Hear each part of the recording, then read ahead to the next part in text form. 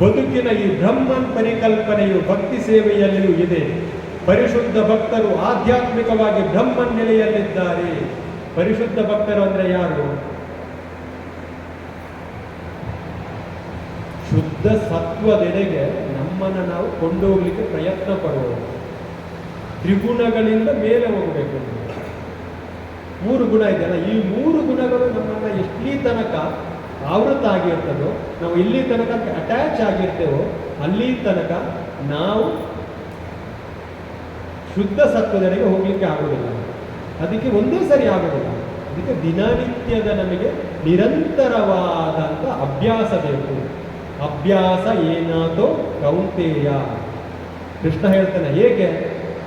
ಅರ್ಜುನ ಹೇಳ್ತಾನೆ, ನಾನು ಬೀಸುವ ಗಾಳಿಯನ್ನು ಕೂಡ ಬೇಕಾದ್ರೆ ತಡಿಬಲ್ಲೆ, ಆದರೆ ಮನೋಚಾಂಚಲ್ಯವನ್ನು ಮನಸ್ಸನ್ನು ನಿಯಂತ್ರಣ ಮಾಡಲಿಕ್ಕೆ ಸಾಧ್ಯ ಇಲ್ಲ ಅಂತ ಹೇಳ್ತಾನೆ ಅರ್ಜುನ. ಅದಕ್ಕೆ ಕೃಷ್ಣ ಹೇಳ್ತಾನೆ ಹೇಗೆ ಮಾಡ್ಬೋದು? ಅಭ್ಯಾಸದ ಮೂಲಕ. ಹೇಗೆ? ನಿರಂತರ ಅಭ್ಯಾಸದ ಮೂಲಕ. ನಿನ್ನೆಯೂ ಮಾಡಬೇಕು, ಇವತ್ತು ಮಾಡಬೇಕು, ನಾಳೆಯೂ ಮಾಡಬೇಕು. ಈ ಥರ ನಿರಂತರ ಅಭ್ಯಾಸದ ಮೂಲಕ ನಾವು ಇದನ್ನು ಸಾಧಿಸಬಹುದು ಅಂತ. ಭಗವಂತನ ದಿವ್ಯ ಸೇವೆಯಲ್ಲಿ ನಿರತರಾಗುವ 4 ಬಗೆಯ ಅಶುದ್ಧ ಭಕ್ತರು ತಮ್ಮ ಗುರಿಗಳನ್ನು ತಲುಪುತ್ತಾರೆ. ಶುದ್ಧ ಭಕ್ತರು ತಲುಪಬೇಕಲ್ವಾ? ನಿಜ ಅಲ್ವಾ? ಇದು ಹೇಗೆ ಅಶುದ್ಧ ಭಕ್ತರು ತಲುಪುವುದು? ಪ್ರಭುಪಾದರು ಭಾವಾರ್ಥದಲ್ಲಿ ಬರೀತಾರೆ, ಭಗವಂತನ ದಿವ್ಯ ಸೇವೆಯಲ್ಲಿ ನಿರತರಾಗುವ 4 ಬಗೆಯ ಅಶುದ್ಧ ಭಕ್ತರು ತಮ್ಮ ಗುರಿಗಳನ್ನು ತಲುಪುತ್ತಾರೆ ಅಂತ. ಹೇಗೆ?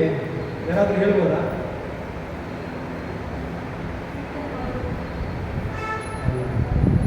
ಹಿಂದಿ ನನಗೊಂದು ಇದು ಕೊಡ್ತೇನೆ, ಕ್ಲೂ ಕೊಡ್ತೇನೆ. ಇದೇ ಅಧ್ಯಾಯದಲ್ಲಿ ಒಂದು ಶ್ಲೋಕ ಬರ್ತದೆ.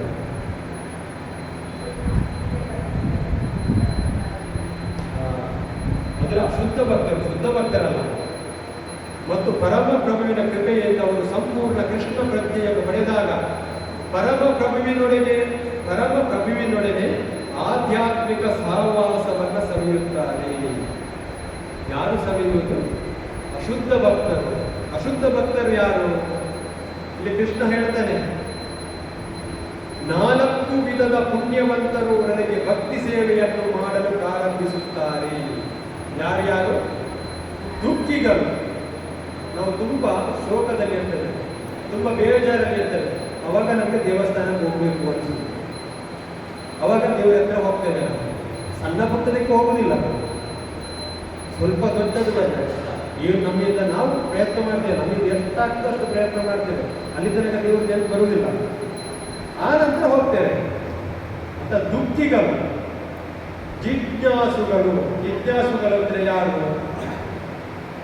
ಜ್ಞಾನವನ್ನ ಹರಸುತ್ತಾ ಹೋಗುವವರು. ಅದು ಸರಿ, ಇದು ಸರಿ, ಅದು ಸರಿಯಾ, ಇದು ಸರಿಯಾ?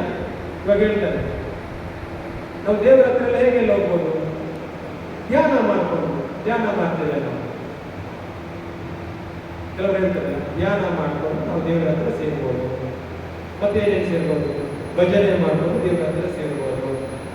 ಸೇವೆಯನ್ನು ಮಾಡ್ತಾ ದೇವರ ಹತ್ರ ಸೇರ್ಬೋದು. ಮತ್ತೊಂದು ಹೇಳ್ತಾರೆ, ದೇವರು ಇದ್ದಾರೆ ಇಲ್ವಾ? ಮೊದಲ ಕ್ವಶನ್, ದೇವರು ಇದ್ದಾರೆ ಇಲ್ವಾ? ಅಲ್ಲಿಂದ ಆರಂಭ ಆಗ್ತದೆ ದೇವರ ಹುಡುಕಾಟ. ಮೊದಲು ನಾವು ಮನೆಯಲ್ಲಿದ್ದಾಗ ಮನೆಯಲ್ಲೆಲ್ಲ ದೇವರ ಪೂಜೆ ಮಾಡ್ತಾರೆ. ನಾವು ಅವ್ರ ಜೊತೆ ಕೂತ್ಕೊಂಡಿರ್ತೇವೆ. ಚಿಕ್ಕದಲ್ಲಿ ಗೊತ್ತಿರುವುದಿಲ್ಲ, ಕೂತ್ಕೊಂಡಿರ್ತೇವೆ. ಅದೇ ಮುಂದುವರೆದ್ರೆ, ಅದೇ ಅಭ್ಯಾಸದ ಮೂಲಕ ಮಾಡಿದ್ರೆ, ನಮ್ಮಲ್ಲಿ ಇಂದಿನ ಪುಣ್ಯ ಕರ್ಮ ಫಲ ಇದ್ರೆ ನಾವು ದೇವರನ್ನು ಹಾಗೆ ನಂಬಿಕೊಂಡು ಮುಂದೆ ಹೋಗ್ತೇವೆ. ಇಲ್ಲ ಅಂತ ಹೇಳಿದ್ರೆ ಮಿಡ್ಲಲ್ಲಿ ನಮಗೆ ಜರ್ಕ್ ಹೊಡಿತೇವೆ. ಹೇಗೆ? ಮೊದಲ ಪ್ರಶ್ನೆ ಏನಂದ್ರೆ, ದೇವರು ಇದ್ದಾರಾ ಇಲ್ವಾ? ಅಲ್ಲಿಂದ ಅದನ್ನ ಜಿಜ್ಞಾಸು ಅಂತಾರೆ. ಪ್ರಶ್ನೆಗಳು ಹೇಳಬೇಕು, ದೇವರು ಇದ್ದಾರಾ ಇಲ್ವಾ? ಆ ಮೂಲಕ ಪ್ರಶ್ನೆಯನ್ನ ಮಾಡ್ತಾ ನನ್ನ ಹತ್ರ ಬರ್ತಾರಲ್ಲ, ಅವರು ಒಂದು ದಿನ ಕೂಡ ಪ್ರಯತ್ನದಲ್ಲೇ ಮುಂದುವರೆದ್ರೆ ಅವರು ಕೂಡ ಒಂದು ದಿನ ಶುದ್ಧ ಭಕ್ತರಾಗಬಹುದು. ಅವರಿಗೊಂದು ಅವಕಾಶ ಇದೆ. ಆದರೆ ನಾಸ್ತಿಕರಿಗೆ ಅವಕಾಶ ಇಲ್ಲ. ಅವನು ಒಂದು ದಿವಸ ಹಾಗೆ ಮಾಡಿ ಒಂದಿನ ಆಸ್ತಿಕ ಆಗಬಹುದು, ದೇವರನ್ನು ನಂಬುವನು ಆಗಬಹುದು. ಆ ನಂತರ ಅವನು ಶುದ್ಧ ಭಕ್ತಿಯನ್ನು ಮಾಡುವವರು ಅವರಿಗೊಂದು ಅವಕಾಶ ಸಿಗ್ತದೆ. ಹೇಳ್ತಾರೆ ಇಲ್ಲಿ, ದುಃಖಿಗಳು, ಜಿಜ್ಞಾಸುಗಳು, ಐಶ್ವರ್ಯವನ್ನು ಬಯಸುವವರು. ನಮ್ಗೆ ದುಡ್ಡು ಬೇಕು ಅಂದಾಗ ನಾವು ಹೋಗ್ತೇವೆ. ಇಲ್ಲ ಅಂತ ಹೇಳಿದ್ರೆ ಎಲ್ಲರೂ ಮಾಡಿರ್ತೇವೆ, ನಮ್ದು ರಿಸಲ್ಟ್ ಬಂದ ದಿವಸ ನಾವು ಹೋಗ್ತೇವೆ ದೇವರ ಹತ್ರ.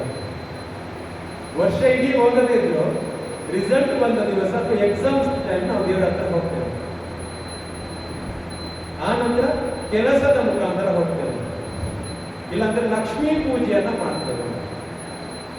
ಆ ಥರ ಐಶ್ವರ್ಯವನ್ನ ಬಯಸುವವರು ಮತ್ತೇನು ಕೆಲಸ ಮಾಡಬೇಕಾದ್ರೆ ಶುಭವಾಗಲಿ ಅಂತ ಹೋಗ್ತೇವೆ, ದೇವರಿಗೆ ಕೈ ಮುಗಿತೇವೆ. ಐಶ್ವರ್ಯವನ್ನ ಬಯಸುವವರು ಮತ್ತು ಪರಸ್ಪರ ಜ್ಞಾನದ ಅನ್ವೇಷಣೆ ಮಾಡುವವರು. ಲೌಕಿಕಲ್ಲ, ಅಲೌಕಿಕ, ಪರಸ್ಪರ, ಟ್ರಾನ್ಸಿಡೆಂಟಲ್, ಅಲೌಕಿಕವಾದ ದೇವರ ಬಗ್ಗೆ ನಿಜವಾದ ಅನ್ವೇಷಣೆಯನ್ನ ಮಾಡುವವರು. ಈ 4 ಬಗೆಯ ಜನರು ತಮ್ಮ ತಮ್ಮ ಗುರಿಗಳನ್ನ ತಲುಪಲಿಕ್ಕೆ ಅವಕಾಶ ಇದೆ ಅಂತ ಕೃಷ್ಣ ಹೇಳ್ತಾನೆ. ಅಷ್ಟೇ ಅಲ್ಲ, ಪರಮ ಪ್ರಭುವಿನೊಡನೆ ಆಧ್ಯಾತ್ಮಿಕ ಸಹವಾಸವನ್ನ ಸವಿಯುವ ಅವಕಾಶ ಕೂಡ ಇದೆ. ಆದರೆ ನಾಸ್ತಿಕರಿಗೆ, ದೇವರನ್ನ ನಂಬುವುದೇ ಇಲ್ಲ ಅಂತ ಹಠ ತೊಟ್ಟವರಿಗೆ ಈ ಅವಕಾಶ ಇಲ್ಲ.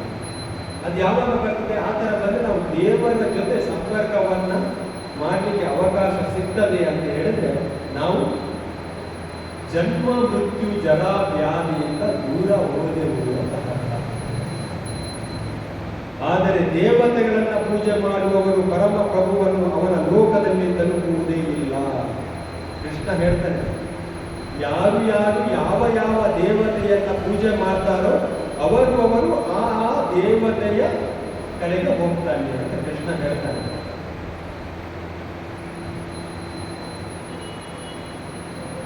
ಕೃಷ್ಣನಲ್ಲಿ ಹೋಗ್ಬೇಕು ಅಂತ ಹೇಳಿದ್ರೆ ಕೃಷ್ಣನ ಜ್ಞಾನ. ನಮ್ಮ ಭಾಗವತ ಪ್ರಾರಂಭ ಆಗುವುದು ಹೇಗೆ? ಭಾಗವತ ಪ್ರಾರಂಭ ಆಗುವುದು ಹೇಗೆ? ಅಲ್ಲಿ ಪರೀಕ್ಷಿತ್ ಮಹಾರಾಜರಿಗೆ 7 ದಿನಗಳ ಗಡುವು ಇರ್ತದೆ. ಅವರು ತಕ್ಷಕನಿಂದ ಕಚ್ಚಿ ಸಾಯುವಂತ ಅವರಿಗೊಂದು ಶಾಪ ಸಿಕ್ಕಿರ್ತದೆ. ಅವಾಗ ಅವರಿಗೆ ಜ್ಞಾನೋದಯ ಆಗ್ತದೆ. ದೇವರ ಹತ್ರ ಹೋಗಬೇಕು. ಅವಾಗ ಅವನು ಹುಡುಕಿಕೊಂಡು ಹೋಗ್ತಾನೆ, ಕೇಳ್ತಾನೆ. ಏನಂತ ಕೇಳೋದು? ಜೀವನದ ಅಂತಿಮ ಗುರಿ ಏನು? ಯಾರು ಉತ್ತರ ಕೊಡಲಿಕ್ಕೆ ರೆಡಿ ಇರೋದಿಲ್ಲ. ಆಗ ಸುಖದೇವ ಗೋಸ್ವಾಮಿಗಳ ಹತ್ರ ಬರ್ತಾರೆ, ಶುಕಾಚಾರ್ಯರ ಹತ್ರ ಬರ್ತಾನೆ. ಅವರು ಹೇಳ್ತಾರೆ, ಅಲ್ಲಿಂದ ಪ್ರಾರಂಭ ಆಗಿ 18,000 ಶ್ಲೋಕಗಳು ಈ ಪ್ರಶ್ನೆಗೆ ಉತ್ತರವನ್ನ ಕೊಡ್ತಾ ಹೋಗ್ತಾರೆ. 18,000 ಶ್ಲೋಕಗಳು. ಭಾಗವತ ಪ್ರಾರಂಭ ಆದಾಗಿನಿಂದ ಅಂತ್ಯದವರೆಗೆ ನಾವು ಭಗವಂತನೆಡೆಗೆ ಹೇಗೆ ಸೇರಬೇಕು ಅಂತ ಅದು ನಮಗೆ ಕೊಡ್ತದೆ, ಉತ್ತರ ಕೊಡ್ತದೆ. ಅದಕ್ಕೆ ರೂಪಾದ್ರು ಯಾವಾಗ ಹೇಳ್ತಾರೆ, ಭಗವದ್ಗೀತೆ ನಮ್ದು ಪ್ರಾಥಮಿಕ ಅಭ್ಯಾಸ, ಪ್ರಿಲಿಮಿನರಿ ಎಜುಕೇಶನ್. ಭಾಗವತಂ ಗ್ರಾಜುಯೇಷನ್, ಅದು ಪದವಿ. ಇದಾದ್ಮೇಲೆ ನಾವು ಅದಕ್ಕೆ ಹೋಗ್ಬೇಕು. ಇದೆಲ್ಲ ಹೇಗಿದೆ ಅಂತೇಳಿ ನಿಮಗೆ ಒಂದು ನೆಲೆ ಕೊಟ್ಟಿರ್ತಾರೆ, ಏನು ಶಾರ್ಟ್ ಆ್ಯಂಡ್ ಸ್ವೀಟ್. ಅದು ನಿಮಗೆ ಎಲಾಬರೇಟ್, ಅದು ವಿವರಣಾತ್ಮಕವಾಗಿ ಕೊಟ್ಟಿದ್ದಾರೆ ಎಲ್ಲ ಕಥೆಗಳ ಮೂಲಕ. ಅದನ್ನು ಕೂಡ ಇದರಲ್ಲಿ ವೇದಾಂತದ ಸರಳ ತಾತ್ಪರ್ಯ ಅಂತ ಕೂಡ ಹೇಳ್ತಾರೆ. ಬ್ರಹ್ಮಸೂತ್ರದ ಸರಳ ತಾತ್ಪರ್ಯ ಅಂತ ಭಾಗವತವನ್ನ ಕೇಳ್ತಾರೆ. ಆದ್ರಿಂದ ನಾವು ಭಾಗವತಕ್ಕೆ ಹೋಗ್ಬೇಕು ಅಂತ ಹೇಳಿದ್ರೆ ಭಗವದ್ಗೀತವನ್ನು ನಾವು ಸ್ವಲ್ಪ ಅಭ್ಯಾಸ ಮಾಡಿರಬೇಕು, ಸ್ವಲ್ಪ ತಿಳ್ಕೊಂಡಿರಬೇಕು. ಆಗ ಮಾತ್ರ ನಾವು ಪರೀಕ್ಷಿತ್ ಮಹಾರಾಜನಾಗೆ ಉತ್ತರವನ್ನ ಕಂಡುಕೊಳ್ಬಹುದು. ಪರೀಕ್ಷಿತ್ ಮಹಾರಾಜನಿಗೆ 7 ದಿನ ಆದ್ರೂ ಟೈಮ್ ಇತ್ತು, ಅವ್ರಿಗೆ 7 ದಿನ ಇತ್ತು.